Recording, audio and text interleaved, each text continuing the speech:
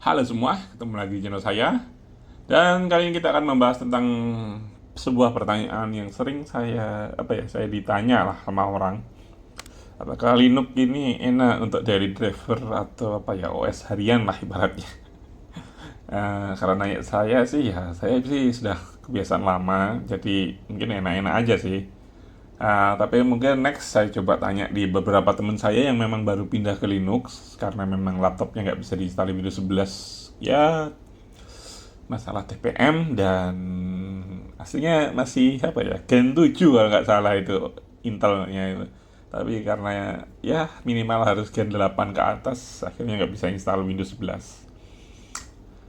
Untuk yang pertama kali ini mungkin saya akan tunjukkan saja Linux yang saya pakai di PC. Sebenarnya ada laptop, dan ya laptop saya ada dua, ya mungkin yang satunya mirip-mirip inilah, soalnya dipakai Casey OS sama distronya. Saya akan tunjukkan aja kegiatan atau lebih enak ngomongnya. Eh, Ibaratnya inilah Linux yang saya pakai tiap hari dan beberapa alasannya. Oke, kita mulai aja dari yang distro. Di sini saya pakai Casey OS. Nggak ada alasan alasan khusus. Cuman waktu itu memang saya penasaran aja. Casey OS kan sempat booming kalau nggak salah di beberapa tahun terakhir ini. Nah, saya penasaran dan saya pakai, dan hingga sekarang belum saya ada niatan untuk pindah. Kalau kalian di video saya sebelumnya, saya pakai Fedora sebagai distro utama saya. Tapi sekarang distro utama saya pindah ke CasiOS. Oke, untuk tampilannya sendiri saya sebenarnya pakai KDE. Alasannya kenapa? Ya dulu sih pakai Ubuntu, ya awal-awal Ubuntu itu nggak salah Gnome. Sebenarnya dulu Gnome dan KDE itu tampilannya hampir mirip-mirip lah. Cuman entah kenapa pas Ubuntu pindah kayak gini nggak salah tampilannya, yang Unity ya kalau nggak salah. Unity atau apa sih? Ya Unity kalau nggak salah namanya. Dan sekarang mirip tampilannya Gnome, Gnome juga mirip kayak gini. Saya kurang suka. Akhirnya teman saya rekomendasinya pakai Ubuntu awal-awal gitu. Kemudian kasus ya masalah repo, saya akhirnya pindah ke Manjaro, Fedora, dan sekarang CasiOS. Tapi dari semua distro saya tetap pakai Ubuntu.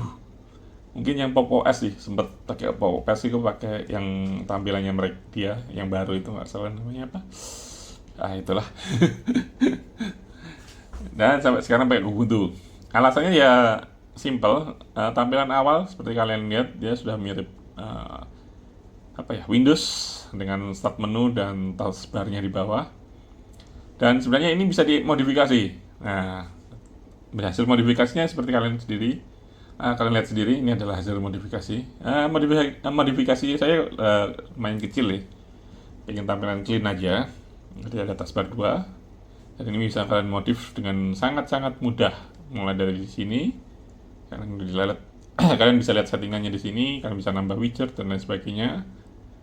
Kemudian untuk warna dan themes dari settingan menu juga sudah lumayan lengkap.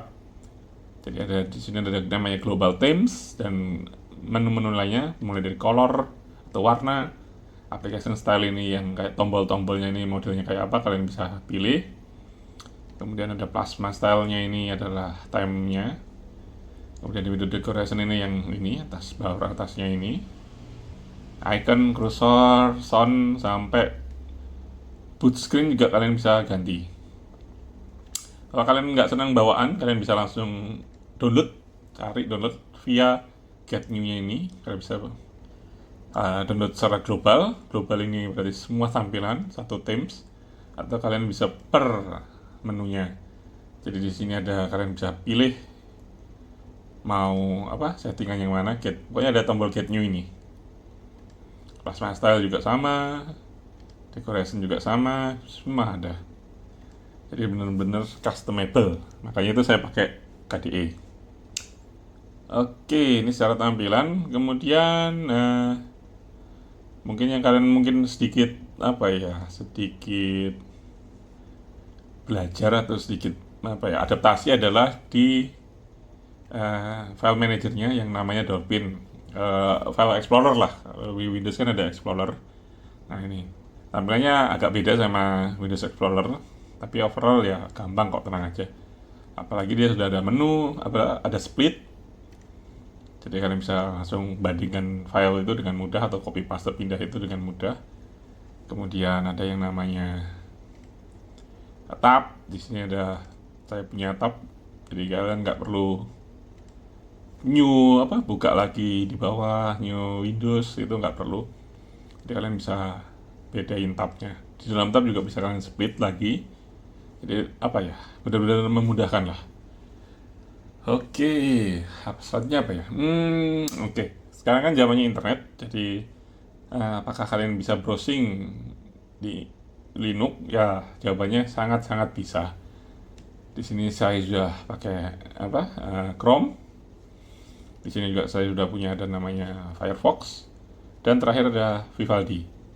Untuk browser lainnya masih banyak sih sebenarnya, ada Brave dan beberapa browser lainnya. Teman, untuk saat ini saya pakai cuma 3 ini sih. Dan tenang aja, tampilan dan menu-menunya sama kok antara di Windows sama di Linux. Jadi kalian nggak perlu belajar, kalian bisa langsung pakai. Nggak usah khawatir, dan dia stabil semua kok. Dari 3 browser ini stabil banget. Oke, kemudian masuk ke ranah hiburan. Di sini kita ada game seperti biasa. Saya ada Heroic Launcher, dan ini adalah tambahan aja sih. Utamanya saya adalah tetap di Steam. Jadi saya mainnya di Steam. Lebih sering di Steam sih, lebih tepatnya. Jadi game-game saya kebanyakan di Steam.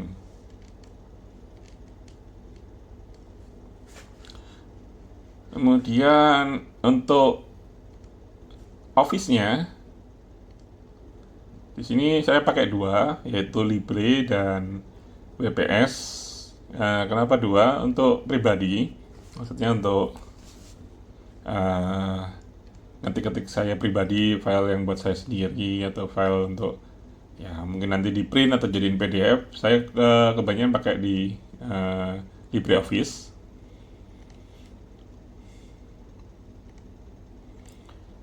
Karena memang ya gimana ya ngomongnya, ya enak aja sih, maksudnya kalau saya sih enak aja. Cuman kalau untuk beberapa dokumen kayak Word, Excel yang memang saya harus share ke tim atau ke project lainnya, saya pakai yang namanya WPS. Karena memang untuk kompatibilitas dari WPS ini menurut saya udah bagus nih. Walaupun sebenarnya ada namanya Only Office. Cuman entah kenapa saya lebih prefer WPS karena mungkin tampilan pertama mirip Office. Kedua, ini lebih ringan dari Office. Jujur, saya ngerasa lebih ringan. Walaupun memang ada beberapa tools yang nggak ada di WPS ini. Mungkin yang paling kerasa itu di sini biasanya di WPS. Sorry, Office. Kemudian Succeed. Oke. Ini adalah Excel-nya. Ini kalau nggak salah itu yang mana ya yang nggak ada dia ya. Kalau asal di data ini masih kurang sip lah menurut saya. Mama insertnya itu nggak ada. Gimana ngomong? Ya untuk beberapa import datanya ini ya sebenarnya bisa-bisa aja, cuman entah mungkin saya salah setting atau gimana, jadi kurang dibandingkan dengan Microsoft Excel, jadi agak kurang enak lah. Tapi untuk sehari-hari seperti kayak seksi bikin tabel dan lain sebagainya sih masih sangat-sangat masih sangat-sangat bisa lah, masih aman. Jadi kalau kalian memang mainnya data dan mikro-mikro gitu, agak sulit saya ngomong sih. Soalnya pertama bahasanya juga beda. Jadi ada beberapa aku lupa seksinya mana yang mikro ya. Mungkin saya lupa, nanti saya cek lagi. Tapi untuk overall, untuk pemakaian biasa kayak ngetik dan lain sebagainya masih enak untuk pakai WPS ini. Oke, tadi sudah game, WPS, kemudian mungkin multimedia. Di sini juga udah lumayan lengkap. Sebenarnya ada VLC seperti biasa, player sejuta umat itu PLC. Cuman di sini saya nggak pakai. Saya lebih senang pakai yang namanya SM Player karena entah kenapa eh ya apa ya, selera aja sih. Sebenarnya nggak masalah. Untuk dia buka semua file video juga udah sama kayak PLC, udah lengkap juga. Untuk tampilan juga hampir sama lah, nggak ada bedanya sih. Cuman enak aja pakai SM Player timbang PLC bagi saya. Jadi jangan disamakan ya. Kalian kalian mau pakai PLC itu juga nggak masalah. Dan untuk beberapa kayak saya ngerekam suara dan lain sebagainya ini saya pakai OBS. Sorry, untuk video saya pakai OBS dan suara juga pakai OBS bensa. Tapi sebenarnya juga saya ada backupan dari HP saya sebagai untuk sound recorder. Jadi ada dua. Sedangkan untuk nanti edit video, saya biasanya pakai ini, KDN Live. Ini cukup membantu banget sih. Ya nggak secanggih atau apa ya, Adobe Premiere atau DaVinci Code. Tapi untuk edit-edit video kecil kayak apa yang YouTube saya ini udah menurut saya udah cukup lah ini. Kemudian untuk edit audio nanti saya pakai namanya Audacity ini. Ini settingannya biasanya saya pakai efek sama generation. Itu udah aja sih, makanya saya nggak terlalu banyak software aneh. Kemudian yang terakhir mungkin dari saya adalah software developing. Tadi Kim kan sudah ya, sudah. Media sudah, Office sudah. Kemudian ya itu dari developing. Developing ini sebenarnya saya pakai beberapa.